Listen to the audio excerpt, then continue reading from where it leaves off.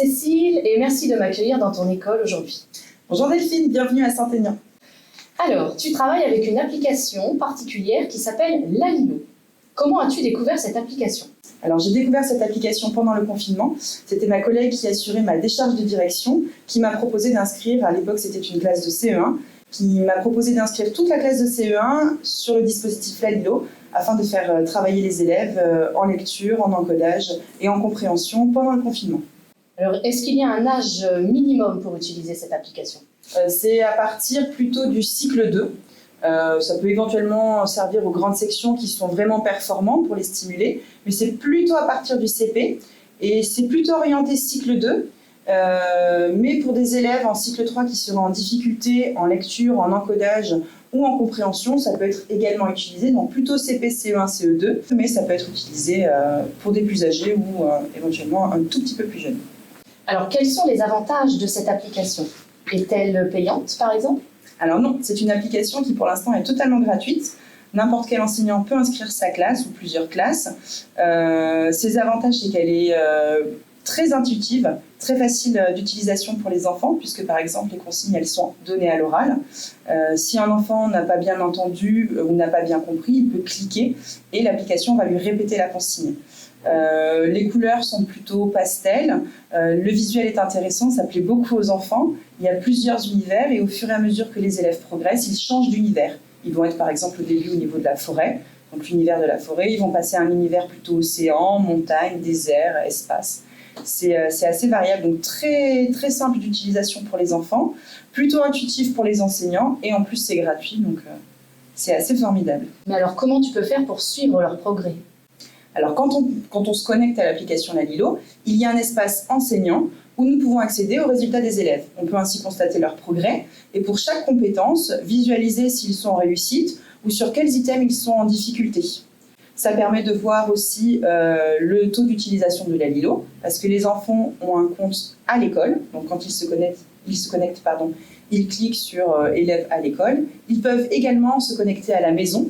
Et donc l'enseignant peut accéder à la durée d'utilisation de Lalilo. On peut ainsi savoir s'ils l'ont utilisé par exemple 20 minutes à l'école dans la journée et 30 minutes à la maison.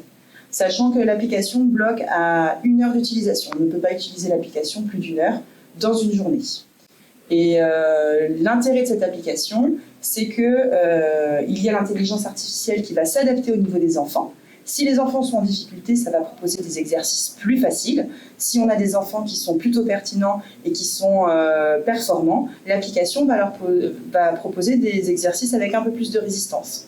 Et l'enseignant a la possibilité d'intervenir et de proposer un item particulier. Par exemple, si on étudie un son en particulier, on peut choisir un son, on peut choisir la compréhension.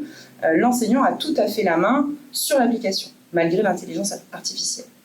D'accord, donc en effet, tu cites de nombreux avantages et y trouves-tu certains inconvénients ? Alors, il peut y avoir des inconvénients au niveau de l'équipement des écoles. C'est vrai que nous, à Saint-Aignan, on dispose d'une classe informatique avec 15 ordinateurs.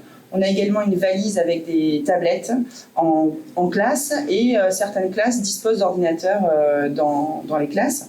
C'est vrai qu'il peut y avoir des collègues qui ne sont pas équipés en informatique ou qui ne disposent pas d'une bonne connexion Internet parce que Lalilo, il faut forcément Internet pour l'utiliser. Donc ça peut être un frein. Après, quand j'ai commencé à utiliser Lalilo, on avait la salle informatique, mais nous n'avions pas les tablettes. J'ai juste récupéré 2-3 ordinateurs qui étaient un peu vieillissants. Je les ai installés dans un coin de la classe et avec 3 ordinateurs, il y avait un roulement. Les enfants pouvaient quand même y aller. Donc, il y avait une utilisation en classe quasi quotidienne et plus l'utilisation à la maison. Mais c'est vrai qu'il faut absolument que les collègues aient une connexion Internet et au moins, je dirais, 3 ordinateurs pour la classe. D'accord. Donc là, tu parles d'ordinateur dans la classe, mais comment toi, tu t'en sers dans ton organisation, dans ton fonctionnement de classe ? Alors, je fonctionne sous forme d'atelier, comme beaucoup de collègues de cycle 2. Il va y avoir un atelier avec moi, un atelier en autonomie et un atelier en réinvestissement. Ça peut être sous forme de jeu ou alors avec Lalilo. Donc, les enfants prennent les tablettes. Alors, bien évidemment, c'est un travail en début d'année. Ils apprennent à allumer les tablettes, à brancher les casques, à se connecter facilement. Et à partir du moment où ça c'est acquis, ils sont capables tout seuls de se connecter à Lalilo. Ils cliquent sur leur prénom et Lalilo reprend là où ils se sont arrêtés. Ils peuvent arrêter un exercice en plein milieu de l'exercice. Ils ne sont pas obligés de terminer l'exercice. L'application va sauvegarder leur travail tout seul. Les enfants n'ont besoin de cliquer nulle part. Et la fois d'après où ils prennent une tablette, ça repart de là où ils étaient. Je te remercie pour ton témoignage. Comme vous l'avez vu, cette application présente de nombreux avantages. Alors allez-y, n'hésitez pas à vous renseigner davantage. Vous pouvez vous connecter sur le site de Lalilo. Il y a une foire aux questions qui vous apportera encore d'autres informations. Et à bientôt pour un autre témoignage.